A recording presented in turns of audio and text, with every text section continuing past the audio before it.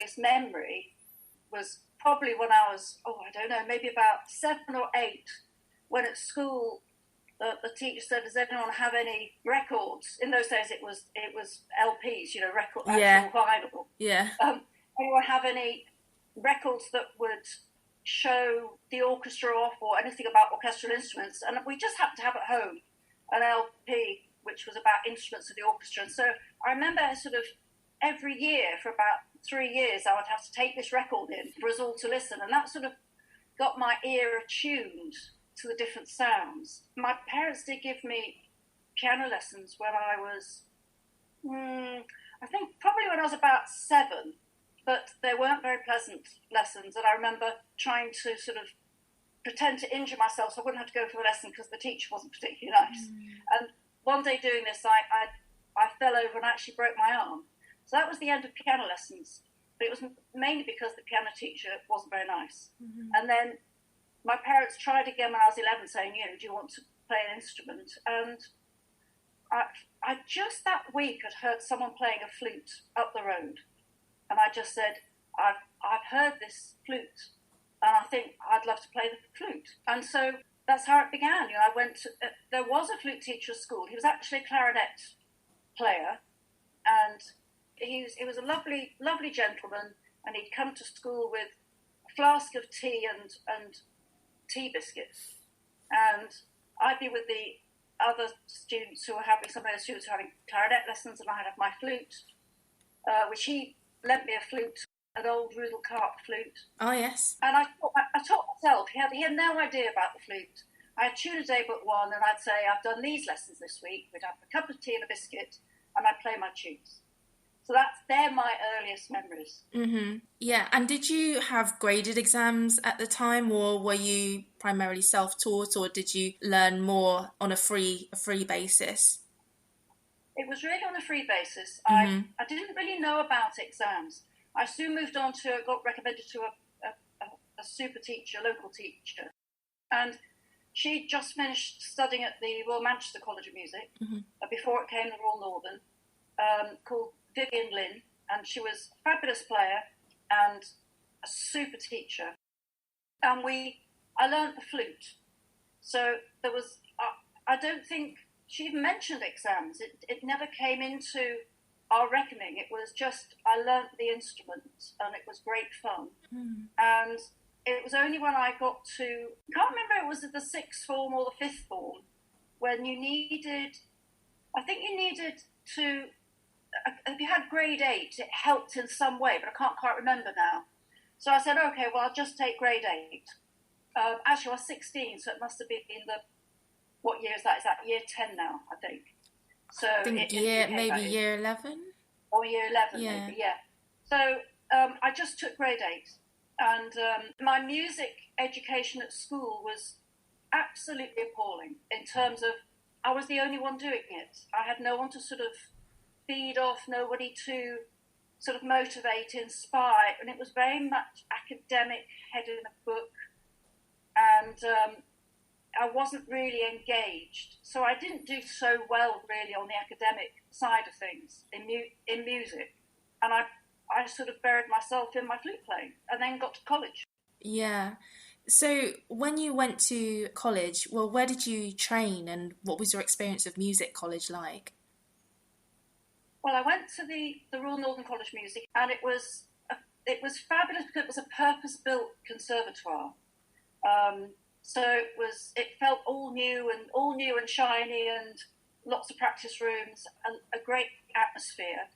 But when I went, I was terribly sort of naive about the music business. All I knew is that I liked playing my flute.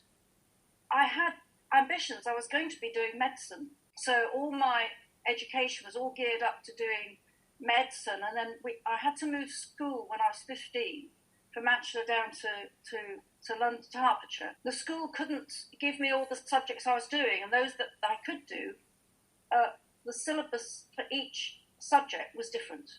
So my year of O-levels, in that, the equivalent of GCSEs, I had 2 terms to change everything in the syllabus. So it was a complete nightmare.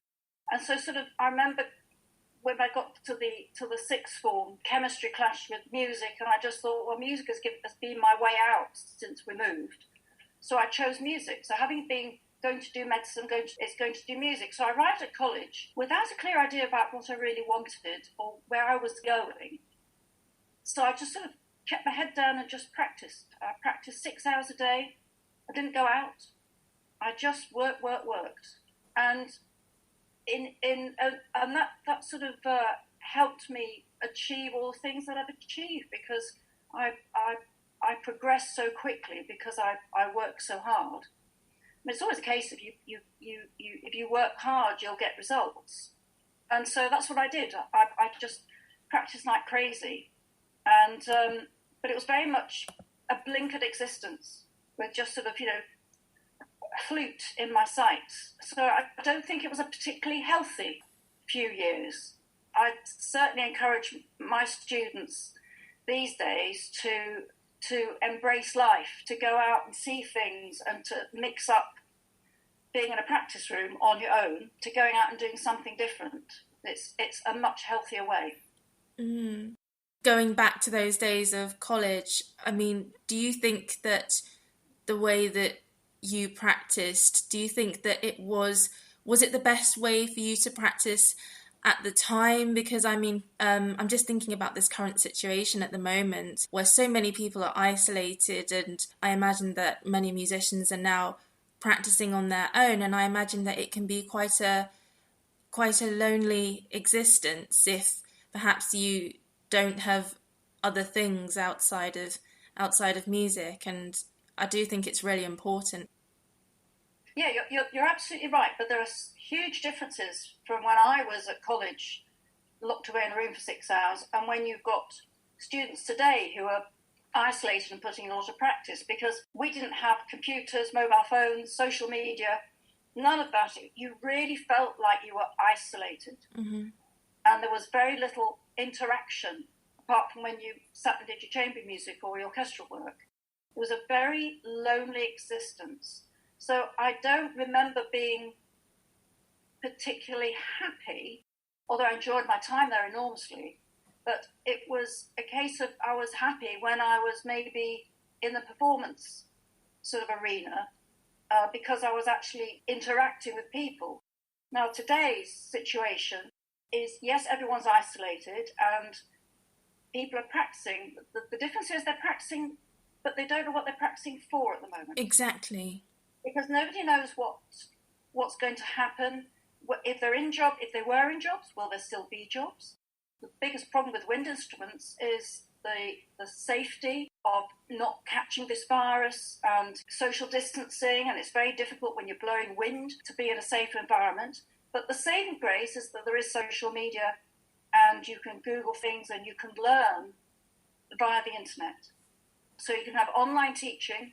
A lot of people are doing lessons. I mean, I've done some coaching for students in the States, talking about how to practice when you're in lockdown, and how to plan your career, and how to keep positive mental attitude. And it's those sort of things are happening now. There's a lot of Zoom meetings like we're doing now, doing a Zoom meeting. It's been fantastic. So there still is a connection, which is different from in my day.